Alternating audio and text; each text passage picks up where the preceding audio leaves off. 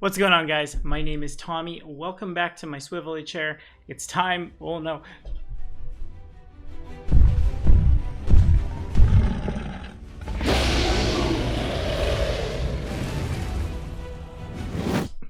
What's going on, guys? My name is Tommy. Welcome back to the channel. It's time for another episode of Min-Maxing for Fun and Profit out of the Pathfinder 2nd Edition Advanced Player's Guide. We're actually going to steal some other stuff from another new book as well, but we'll talk about that in just a sec. Let's not, I still don't have a great pun for this video, and I'm recording this like 24 hours before it comes out.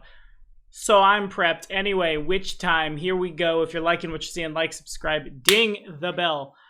Remember that patronage at any tier gets you a Google Sheet that this character is thrown together on. And hey, if you want to play some 2nd edition with us through Patreon, my friends, all things are possible. Now, here we go. Alrighty, so I have never ever really been quiet or secretive about how I felt about the witch in Pathfinder 1st edition, because it was real good, like real good. On flavor, it's my favorite full caster. I think just barely hedging out the sorcerer, just barely, because it gets a familiar and you can feed your dog scrolls and it teaches you fireball, and that flavor's fun. But also, hexes are just really neat, in my opinion.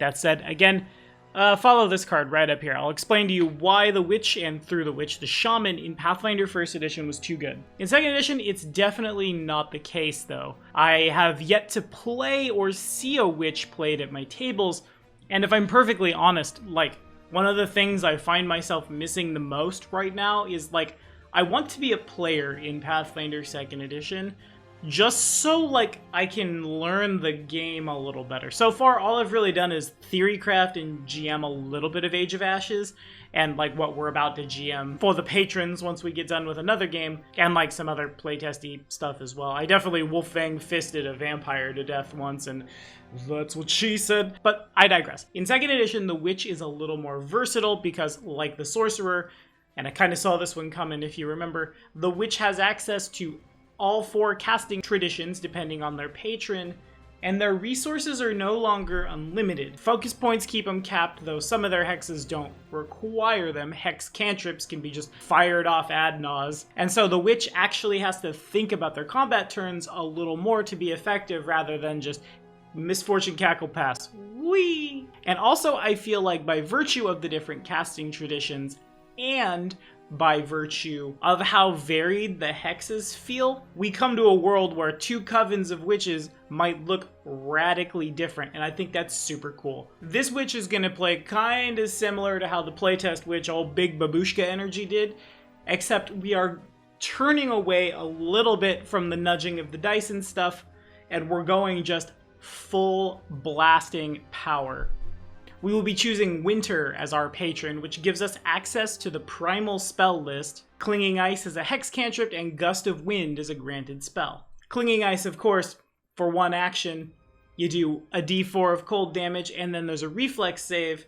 On a failure, they take a 5-foot circumstance penalty to speed. On a crit failure, it's double damage and a 10-foot circumstance penalty to speed until the spell ends. The duration, of course, is sustained up to 1 minute, so oftentimes I feel like the witch will be just burning actions in combat to sustain spells, but Cackle, of course, at the low cost of 1 focus point, lets you sustain for free. So really, also, I guess the witch is gonna really like having 10 minutes in between encounters to, while everyone else is searching the room, to, like, just play with their cat until they're ready for magic again. Fortunately, from my limited time in Age of Ashes, it did seem like most of the rooms were supposed to take like 10 minutes to explore with perception, so you should be fine. Straight down to business. Today, of all the things in the world, you already saw the thumbnail, so you already know what it is, and I'm trying really hard to come up with a better pun for this video than Cold Bold, and I kind of hate that. But Kobold it is. We'll choose the spell scale, and then, oh, why not Shield as the cantrip we get from that, given that it's not on the primal tradition. This build does kind of want to put itself in harm's way quite a bit, and we will not be taking any of the Kobold reactions that allow us to mitigate damage. For our background, we're looking at something that buffs out intelligence and constitution. Really, your skill feats are kind of whatever you want to do here. For starting ability scores, you're looking at an intelligence of 18, most important of all of them, Dex of 14, and only because we negged our con being a kobold. Conwiz Chaw all at 12, Strength at 10. That said, Frosty Debuff Blasting is the name of the game today. So the kobold really wants to be built around a party that can attack well from range. Even a -5 to your speeds will add up over time in a world where we can all be just so fast. Everyone else moves back and shoots, the bad guy struggles to catch up, and then they die a miserable death in the snow. This is to say nothing of what is probably our bread and butter magic, Ray of Frost. For 2 actions out to 120 feet, if you crit succeed the attack, it's a -10 foot status penalty to speeds for 1 round. 120 feet's quite a way. I clearly need to get a board on Roll20, don't I? 120 feet is that far.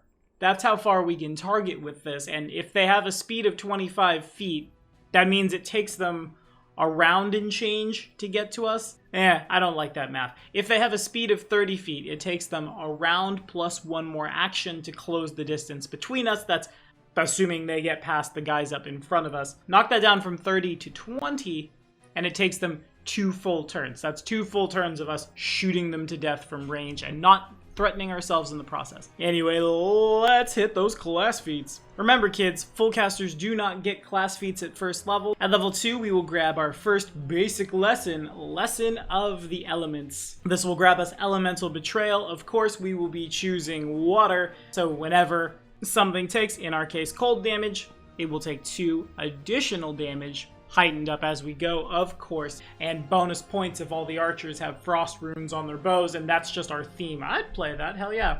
Anyway, it's Cackle at level 4, so we can keep that lesson sustained evermore. Then our Dragon Disciple Dedication at level 6, choosing silver or white for cold stuff, or bonus points if you get to use old Pathfinder stuff and you choose like a Void Dragon. That feels occulty and patron-y. Well, I guess I said occult, not primal, didn't I? Fair. Unfortunate that none of the primal dragons did cold damage. Whatever. We digress. Moving forward, next, one of the hexes I think I like the most, Lesson of Vengeance for Needle of Vengeance. Again, for 1 action, targeting 1 enemy who gets a basic will save, sustained out to a minute, a long, jagged needle jabs into the target foe's psyche whenever it tries to attack a specifically forbidden creature. Name yourself or one of your allies. The target takes 2 mental damage anytime it uses a hostile action against the named creature. So if we're attacking 3 times, that's 6 mental damage. As this gets auto-heightened, this damage will increase up and up and up and up. And if this is a basic will save, should they critically fail, that starts out at, what, 4 mental damage every time the rogue tries to double slice? I think I remember that scene in Oblivion where you had like the thorn armor and they would swing and then promptly explode into a billion pieces. Yeah, that's what we're looking at here, and that's super, super powerful. Especially because I have to imagine the way we're going to want to be casting spells, we very well might sometimes end up leaving ourselves a little vulnerable. Truthfully, that was the other reason I chose the primal spell list, was because not only do we get your Cone of Colds, your Polar Rays, your Walls of Ice, things of that nature, but you also get heal. So it may very well come to be that some of our combat turns are just Cone of Cold, then heal self. Cackle to sustain, and then when that rogue gets around the barbarian who couldn't hit them, or like the archer is smart and knows to target you and then they explode for doing so. Next up, it's Breath of the Dragon, which grabs you the Dragon Breath Sorcerer Bloodline spell and will up our focus point pool by 1 more. This kind of just gives us insurance versus running out of value when we're out of spell slots, out of focus points, and it's the bottom of the 9th. One of the reasons I did not play Fullcasters in 1st edition was I was always afraid of running out of spell slots. Whether or not that fear is justified is another story, but in 2nd edition the list seems to be considerably shorter, and so I would just look to have as many things to hedge my bets as possible. A 30-foot Cone of Cold that deals 5d6 damage on a basic reflex save for us, heightening up to do more damage and hexing them up to do even more. Almost feels like the Dragon Sorcerer of 1e. I want to do cold damage, this will buff out my ability to do so. Anyway, speaking of cold damage, we're going to be borrowing a rare hex for the end of this one. When we grab our major lesson, we'll be choosing Lesson of the Frozen Queen. So I guess at some point you need to meet Baba Yaga, so that's fun. I don't know, flavor to suit. I'm a big fan of make the hex work for you, make the thing work for you, and change its flavor around, but Glacial Heart for 2 actions. Out to 30 feet, of course, targets 1 creature. Fort save, duration's a minute. First things first, 10d6 cold damage, subjects to the target's fort save. After everything is resolved, they're temporarily immune for a day. On a crit success, womp womp. On a success, the target takes half damage and is slowed 1 for a round the spell ends. On a failure, the target takes all of it, is slowed 1, and must attempt a fort save at the end of each of its turns. This ongoing save has the incapacitation trait. On a failed save, the slowed condition increases by 1 or 2 on a critical failure to a maximum of slowed 4. That's nuts. That's insane. If they continue to just fail, eventually they lose all of their actions. Eventually they have to just crawl back to slowed 3 and then continue to be sad. If at any point the slowed condition is reduced to 0, the spell ends. On a success, the slowed condition decreases by 1. Once a creature's actions are reduced to 0 by the slowed condition, the creature is completely encased in ice. It continues making saves against Glacial Heart, possibly allowing it to reduce its slowed condition enough that it can act. The ice has hardness 4 and 8 HP. Its DC to force open is your spell DC. Breaking the ice frees the creature and ends the spell, but also eats up somebody's action economy. The target is stunned 1 and takes any damage dealt by the breaking effect. And on a critical failure, you start that whole shebang at slowed 2 and double damage. It's dumb. You can only cast 1 hex per turn, so you can't cackle to sustain your elemental vulnerability, then hit them with this. But you could use 1 action, sustain a spell, and then nuke the boss, nuke the biggest threat, watch them struggle. I suppose I should say A+ on Paizo's part for making the ice completely encase them so they don't just run out of actions and then die sad on the board. But also this still feels pretty darn good. Either you have all the time you need to delay, heal, set up, flat run from something, or the proverbial big bad evil guy's minions are spending all their turns just cracking through ice trying to save them, and the action economy erosion gets worse. It's dope, I love it. Hex Focus is next. You get 2 focus points back when you refocus instead of 1 to make sure you can keep this insanity going. Disciple's Breath kind of feels capstone-y, I guess. For 2 actions, you fire off another Dragon Breath Sorcerer Bloodline spell, but it does 9d6 instead of the usual damage, which I assume is still heightened? I don't know. That part I'm a little unclear on. Devs, if you're watching, does the Disciple's Breath Dragon Disciple feat start out at 9d6 heightened, or is it just 9d6 capped? Confused, but you don't have to cast Disciple's Breath now, and you don't have to spend a focus point to do it. You can't do it again for 1d4 rounds, but this is a true breath weapon. This is power. This is lean back and blast, and always have that blast available to go again. That's a lot of things, and strong is all of them. I love it. Of course, Hex Wellspring. 10 minutes, get everything back. Then finally, Hex Master. You're no longer limited to casting 1 hex per turn, which makes that the best capstone. Just debuff, fire away. In addition, when you cast a Cackle to sustain a hex, you get it for all of your active hexes. Dumb. Super good. Terrifying. I really like this. I think this is super cool, and we aren't even touching on the familiar either. Familiar optimization is probably a video unto itself. I super love them. I think they are very powerful. We all know this. Never underestimate the power of something that has the brains of a humanoid but can pass as just a regular ass animal. Could potentially fly, burrow, and a bunch of other things as well. Really just build that sucker how you need it to run.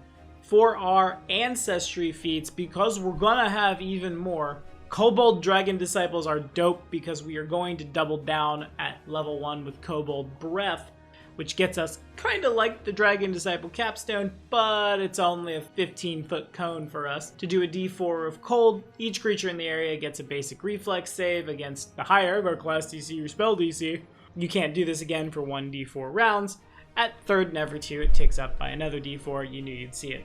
Redundancy is our thing. Always have what you need to function.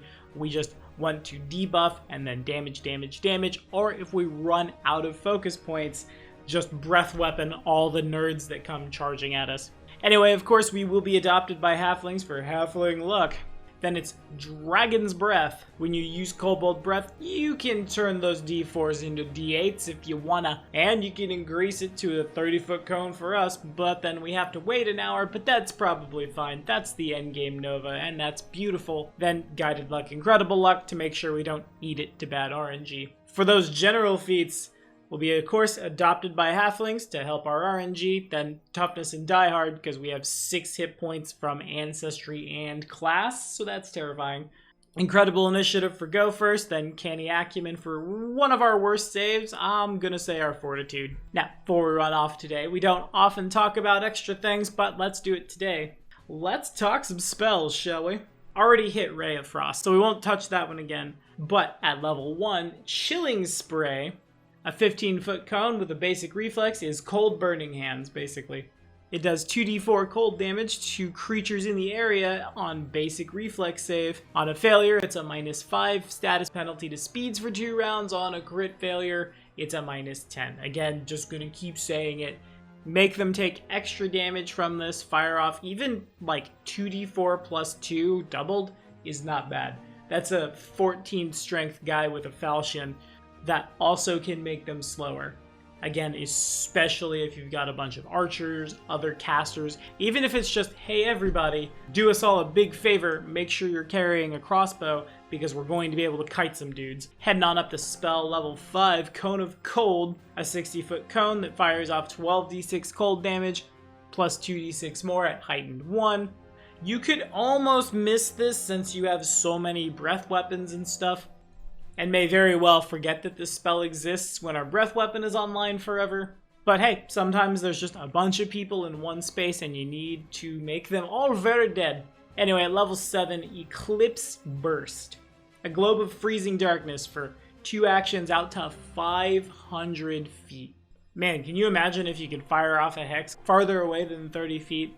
Yeah, maybe you need to have somebody carry you around and you're firing off hexes and then they're running and you're firing back. I don't know. Maybe we're not super worried about it here, but 1810 cold damage to everyone in a 60-foot burst and all the objects too, plus 8d4 additional negative damage to living creatures. That's 16 dice total. Creatures and objects in the area must throw a reflex save, and also should this happen to overlap with an area of magical light or affects a creature affected by magical light, it will attempt to counteract them. So that weird cold ambush party we're building all needs dark vision, is what I'm hearing. But the real scary one is, on a critical failure, creatures are blinded by the darkness forever. Rude, rude, rude. I love it. At level 8, Polar Ray out to 120 feet, targeting 1 creature or object. 10d8 cold damage and drain them too. For when you're out of focus points, and that guy just needs to collapse in a heap on the ground, basically. Lastly, a little bit of control magic. We'll have to thank old Baba Yaga for handing this one to us. Wall of Ice. You sculpt a barrier of ice that blocks sight and what's shattered freezes foes. You create either a 1-foot thick wall of ice in a straight line up to 60 feet long and 10 feet high. The wall does not have to be vertical, but must be anchored on both sides to a solid surface. Or 1-foot thick, 10-foot radius hemisphere of ice. The ice that makes up the wall is opaque. If you wish, the wall can be of smaller length, height, or radius. You must create the wall in an unbroken open space so its edges don't pass through creatures or objects, or the spell is lost. Each 10 by 10 section of the wall has AC 10, hardness 10, and 40 hit points. It's immune to critical hits, cold damage, precision damage. A section also has weakness to fire 15. A section destroyed by fire is sad. A section that is not destroyed by fire leaves a chilling mass of ice that is difficult terrain and does 2d6 plus elemental vulnerability cold damage to creatures passing through it. Now, certain battlefields are going to look differently, but if you can make them pass through a bunch of broken squares at once in order to get to you and then slow them with things like Ray of Frost or God, your Grand Hex, they're even worse off. trying to cut through, taking chip damage, not really getting anywhere. Meanwhile, everyone else is outrunning them, firing in. It's the rudest thing. I think I have something to build for my 2nd edition game. Is this a boss? This is a boss. I see a boss. Anyway, that's all the time I have for this one. Thank you all for watching. What do you think about the Witch? Have we rolled it up? Are we playing it? Let me know down in the comments. And we will be back at it next time for more min-maxing for fun and profit. See you then.